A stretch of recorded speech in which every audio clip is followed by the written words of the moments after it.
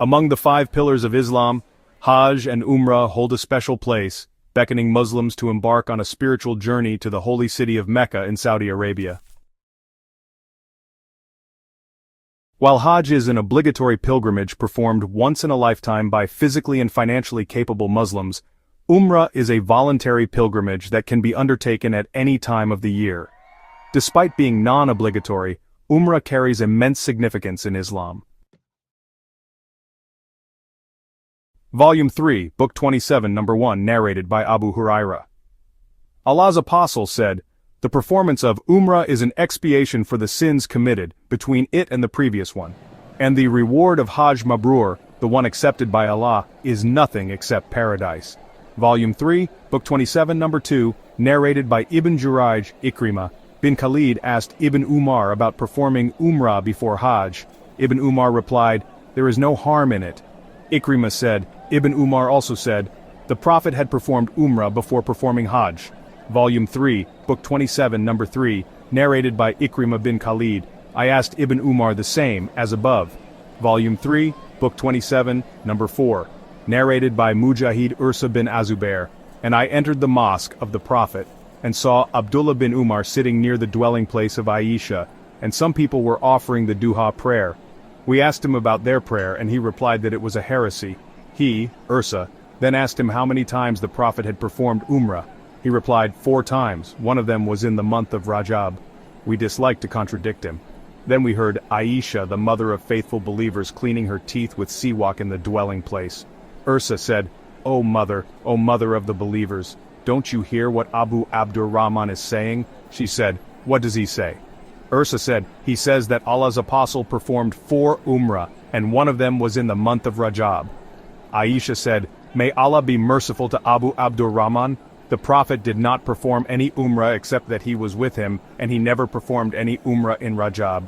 Volume 3, Book 27, Number 5, narrated by Ursa bin Az-Zubair. I asked Aisha whether the Prophet had performed Umrah in Rajab. She replied, "Allah's Apostle never performed any Umrah in Rajab." Volume 3, Book 27, Number 6, narrated by Qatada. I asked Anas how many times the Prophet had performed Umrah. He replied, 4 times. 1. Umrah of Hudaybiyah in Dhul Qa'dah when the pagans hindered him. 2. Umrah in the following year in Dhul Qa'dah after the peace treaty with them, the pagans. 3. Umrah from Al-Jirana where he distributed the war booty. I think he meant the booty of the battle of Hunain. I asked, how many times did he perform Hajj? He, Anas, replied, once. Volume 3, Book 27, Number 7, narrated by Qatada. I asked Anas about the Prophet's Umrah, and he replied, the Prophet performed Umrah when the pagans made him return, and Umrah of Al-Hudaybiyah the next year, and another Umrah in Dhul Qa'dah, and another Umrah in combination with his Hajj. Volume 3, Book 27, Number 8, narrated by Hammam. The Prophet performed 4 Umrah, 3 in Dhul Qa'dah, except the 1 Umrah which he performed with his Hajj, his Umrah from Al-Hudaybiyah, and the one of the following year, and the one from Al-Jirana where he distributed the booty of the battle of Hunain, and another Umrah with his Hajj. Volume 3, Book 27, Number 9, narrated by Abu Ishaq. I asked Masruq, Atta, and Mujahid about the Umrah of Allah's Apostle. They said Allah's Apostle had performed Umrah in Dhul Qa'dah before he performed Hajj. I heard Al-Bara bin Azib saying, Allah's Apostle had performed Umrah in Dhul Qa'dah twice before he performed Hajj. Volume 3, Book 27, Number 10, narrated by Atta. I heard Ibn Abbas saying, Allah's Apostle asked an Ansari woman, Ibn Abbas named her but Atta forgot her name, what prevented you from performing Hajj with us? She replied, we have a camel, and the father of so-and-so and his son, that is her husband and her son, rode it, and left 1 camel for us to use for irrigation. He said to her, perform Umrah when Ramadan comes, for Umrah in Ramadan is equal to Hajj in reward, or said something similar. Volume 3, Book 27, Number 11, narrated by Aisha. We set out along with Allah's Apostle shortly before the appearance of the new moon, crescent of the month of Dhul Hijjah, and he said to us, whoever wants to assume Ihram for Hajj may do so, and whoever wants to assume Ihram for Umrah may do so. Hadn't I brought the Hadi, animal for sacrificing, with me, I would have assumed Ihram for Umrah. Aisha added, So some of us assumed ihram for Umrah while the others for Hajj. I was amongst those who assumed ihram for Umrah. The day of Arafat approached and I was still menstruating. I complained to the Prophet about that and he said, "Abandon your Umrah, undo and comb your hair, and assume ihram for Hajj." When it was the night of Hasba, he sent Abdur Rahman with me to At-Tanim, and I assumed ihram for Umrah and performed it in lieu of my missed Umrah.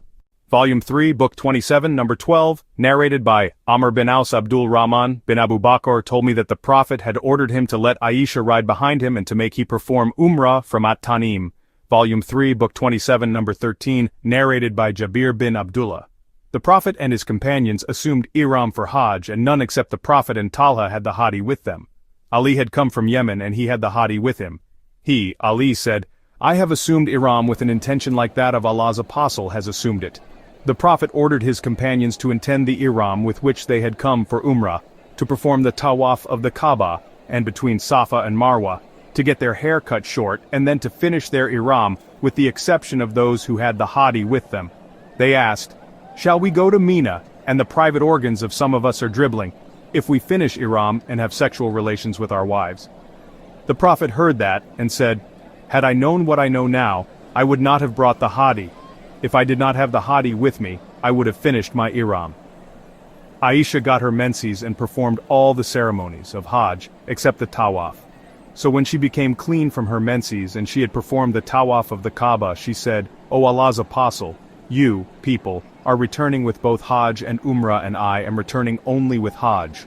So he ordered Abdur Rahman bin Abu Bakr to go with her to At-Tanim. Thus she performed Umrah after the Hajj in the month of Dhul Hijjah. Suraka bin Malik bin Jusham met the Prophet at Al-Aqaba, Jamrat-ul-Aqaba, while the latter was stoning it and said, "O Allah's apostle, is this permissible only for you?"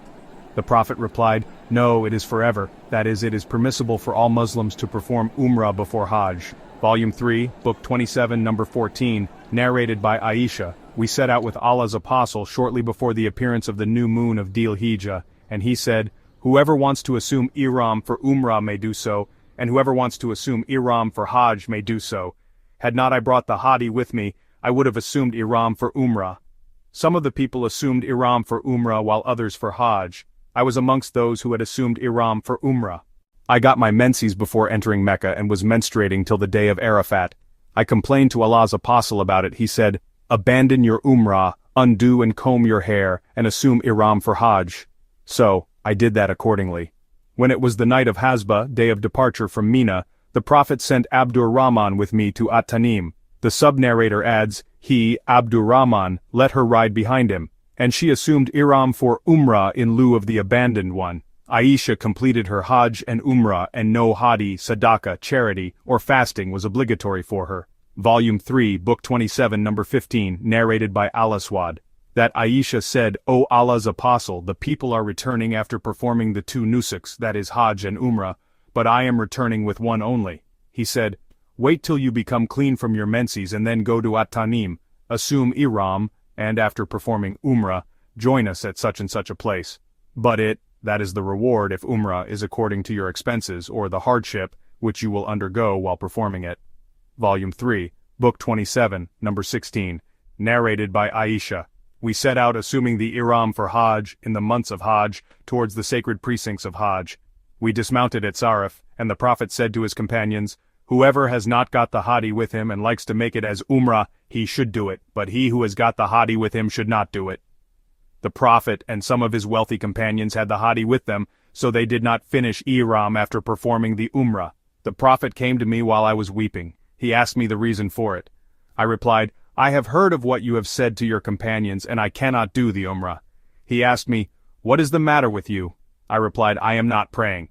He said, "There is no harm in it, as you are one of the daughters of Adam, and the same is written for you as for others. So you should perform Hajj, and I hope that Allah will enable you to perform the Umrah as well." So, I carried on till we departed from Mina, and halted at Al-Mahasab.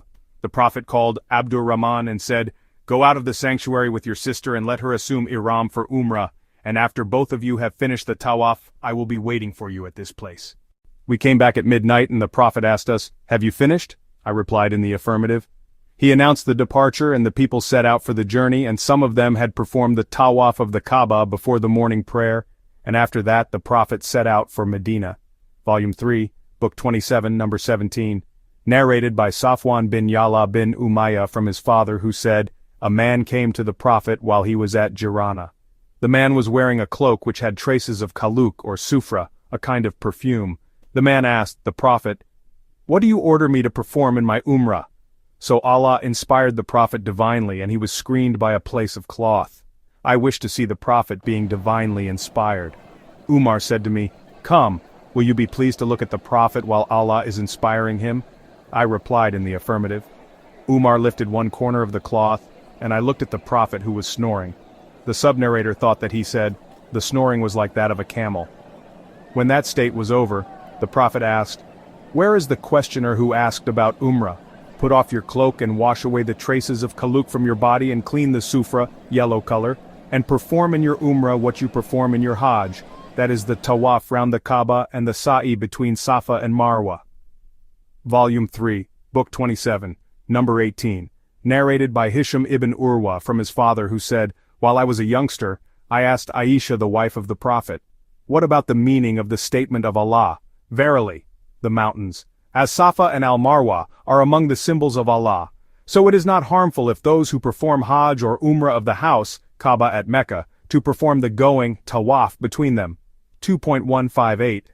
I understand from that there is no harm if somebody does not perform the tawaf between them. Aisha replied, no, for if it were as you are saying, then the recitation would have been like this: it is not harmful not to perform tawaf between them. This verse was revealed in connection with the Ansar, who used to assume the ihram for the idol Manat, which was put beside a place called Qudayd, and those people thought it not right to perform the tawaf of As-Safa and Al-Marwa. When Islam came, they asked Allah's apostle about that, and Allah revealed, verily, the mountains, as Safa and Al-Marwa, are among the symbols of Allah. So, it is not harmful of those who perform Hajj or Umrah of the house, Kaaba at Mecca, to perform the going, tawaf, between them. 2.158. Sufyan and Abu Muawiyah added from Hisham, from Aisha, the Hajj or Umrah of the person who does not perform the going, tawaf, between As-Safa and Al-Marwa is incomplete in Allah's sight. Volume 3, Book 27, number 19, narrated by Ismail Abdullah bin Abu Awfa said, Allah's apostle performed Umrah, and we too performed Umrah along with him. When he entered Mecca, he performed the tawaf of Kaaba, and we too performed it along with him, and then he came to the As-Safa and Al-Marwa, that is, performed the sa'i, and we also came to them along with him. We were shielding him from the people of Mecca, lest they may hit him with an arrow. A friend of his asked him, that is Abdullah bin Awfa, did the Prophet enter the Kaaba during that Umrah? He replied in the negative. Then he said, what did he, the Prophet, say about Khadijah? He, Abdullah bin Awfa, said, give Khadijah the good tidings that she will have a palace made of kasab in paradise, and there will be neither noise nor any trouble in it. Volume 3, Book 27, number 20, narrated by Amr bin Dinar. We asked Ibn Umar whether a man who had performed the tawaf of the Kaaba but had not performed the tawaf between As-Safa and Al-Marwa yet, was permitted to have sexual relation with his wife. He replied, the Prophet arrived at Mecca and circumambulated the Kaaba 7 times and then offered a 2-rakat prayer behind Maqam Ibrahim and then performed the going, tawaf, between As-Safa and Al-Marwa 7 times, and verily, in Allah's apostle, you have a good example. And we asked Jabir bin Abdullah the same question, and he replied, he should not go near her till he has finished the going, tawaf, between As-Safa and Al-Marwa. Volume 3, Book 27, number 21, narrated by Abu Musa al-Ash'ari. I came to the Prophet at Al-Batha while his camel was kneeling down, and he asked me, have you intended